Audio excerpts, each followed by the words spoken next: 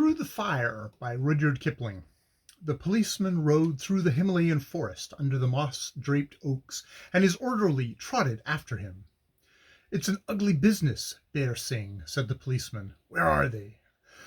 "It is a very ugly business," said Bear Singh. "And as for them, they are doubtless now frying in a hotter fire than ever was made of spruce branches." "Let us hope not," said the policeman, "for allowing for the differences between race and race, it's a story of Francesca de Rima, Bear Singh."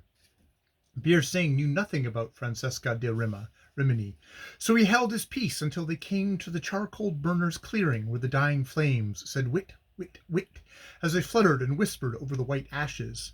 It must have been a great fire when at full height. Men had seen it at Dongapa across the valley, winking and blazing through the night, and said that the charcoal burners of Thrgh were getting drunk. But it was only Thrgh Singh, sepoy of the 102nd Punjab Native Infantry, and Thrgh, a woman, burning.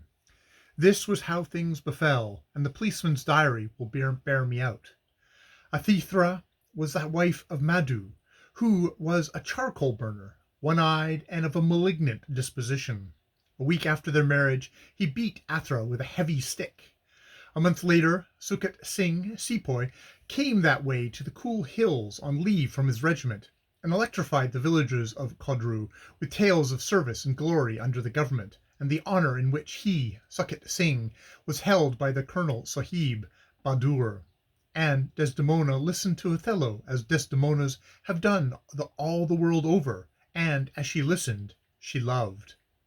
"I've a wife of my own," said Thrgh Singh, "though that is no matter when you come to think of it. I am also due to return to my regiment after a time, and I cannot be a deserter, I who intend to be a havildar. There is no Himalayan version of 'I could not love thee, dear, as much, loved I not honour more,' but Thrgh Singh came near to making one." "Never mind," said Thrgh, "stay with me, and if Madhu tries to beat me, you beat him." "Very good," said Thrgh Singh, and he beat Madhu severely, to the delight of all the charcoal burners of Thrgh. "That is enough," said Thrgh Singh, as he rolled Madhu down the hillside. "Now we shall have peace." But Madhu crawled up the glass slope again, and hovered round his hut with angry eyes. "He'll kill me dead," said Thrgh to Thrgh Singh. "You must take me away." "There'll be trouble in the lines. My wife will pull out my beard, but never mind," said Thrgh Singh. "I will take you." There was loud trouble in the lines, and Thrgh Singh's beard was pulled, and Thrgh Singh's wife went to live with her mother and took away the children. "That's all right," said Thrgh, and Thrgh Singh said, "Yes, that's all right." So there was only Madhu left in the hut that looks across the valley to Dongapa, and since the beginning of time no one has had any sympathy for husbands so unfortunate as Madhu. He went to Jazin Days, the wizard man who keeps the talking monkey's head. "Get me back my wife," said Madhu. "I can't," said Jazin Days, "until you have made the Suchili in the valley run up the Dongapa." "No riddles," said Madhu, and he shook his hatchet just above Jazin Days' white head. "Give all your money to the headsman of the village," said Jazin Daz, "and they will hold a communal council, and the council will send a message that your wife must come back."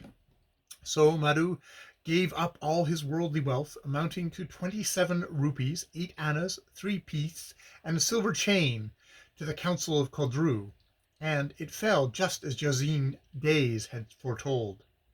They sent Thrgh's brother down into Thrgh Singh's regiment to call Thrgh home. Thrgh Singh kicked him once round the lines, and then handed him over to the havildar, who beat him with a belt. "Come back," yelled Thrgh's brother. "Where to?" said Thrgh. "To Madhu," he said. "Never," said she. "Then Jazin Days will send a curse, and you will wither away like barked tree in the springtime," said Thrgh's brother. Thrgh slept over these things. Next morning she had rheumatism. "I am beginning to wither away like barked tree in the springtime," she said. "That is the curse of Jazin Days." And she really began to wither away, because her heart was dried up with fear, and those who believed in curses die from curses. Thrgh Singh, too, was very afraid, because he loved Thrgh better than his very life. 2 months passed, and Thrgh's brother stood outside the regimental lines again and yelped, "Aha! You are withering away. Come back." "I will come back," said Athra. "Say rather that we will come back," said Succat Singh. "Aye, but when?" said Athra's brother. "Upon a day very early in the morning," said Succat Singh, and he tramped off to apply to the Colonel Sahib Bahadur for 1 week's leave. "I am withering away like a barked tree in the spring," moaned Athra. "You will be better soon," said Succat Singh, and he told her what was in his heart, and the two laughed together softly, for they loved each other. But Athra grew better from that hour. They went away together, travelling third class by train as the regulations provided, and then in a cart to the low hills and on foot to the high ones. Athra sniffed the scent of the pines of her own hills, the wet Himalayan hills. "It is good to be alive," said Athra. "Ha!" said Succat Singh. "Where is the Thrgh road, and where is the forest ranger's house?" "It cost 40 rupees 12 years ago," said the forest ranger, handling the gun. "Here are 20," said Succat Singh, "and you must give me the very best bullets." "It is very good to be alive," said Athra wistfully, sniffing the scent of the pine mold, and they waited till night had fallen upon Thrgh and the Donga Pass. Madhu had stacked the dry wood for the next day's charcoal burning on the spur above his house. "It is courteous in Madhu to save us this trouble," said Succat Singh, as he stumbled on the pile, which was 12 feet square and 4 high. "We must wait till the moon rises." When the moon rose, Athra knelt upon the pile. "If it were only a government snider," said Succat Singh ruefully, squinting down the wire-bound barrel of the forest ranger's gun. "Be quick," said Athra, and Succat Singh was quick, but Athra was quick no longer. Then he lit the pile at the 4 corners and climbed onto it, reloading the gun.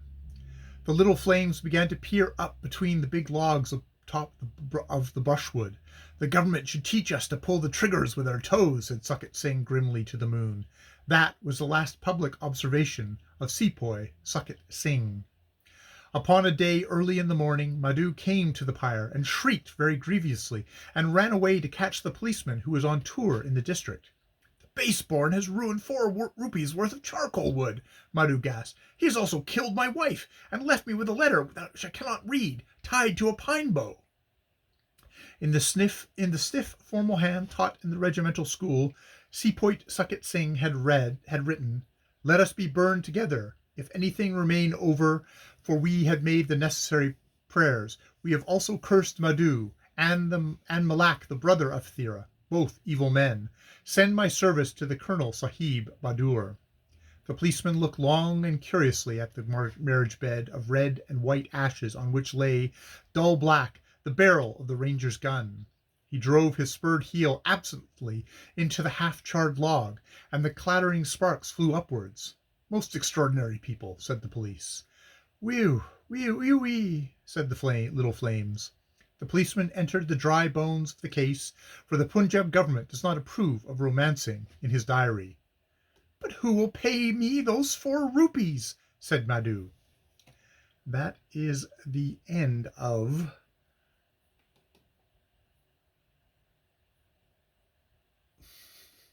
God damn it.